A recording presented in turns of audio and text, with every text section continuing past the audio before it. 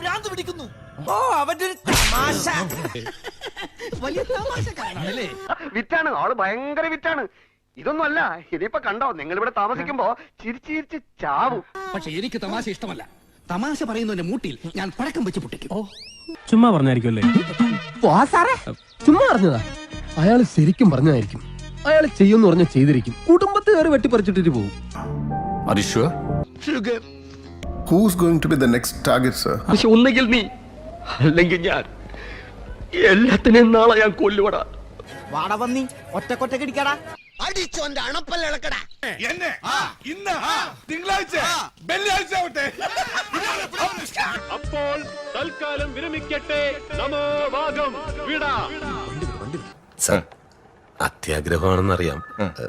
ചോദിക്കുന്നതുകൊണ്ട് തെറ്റിദ്ധരിക്കരുത്. ചെയ്തു തരുന്നതിനൊക്കെ പ്രതിഫലമായിട്ട് കരുതുകയും ചെയ്യരുത്.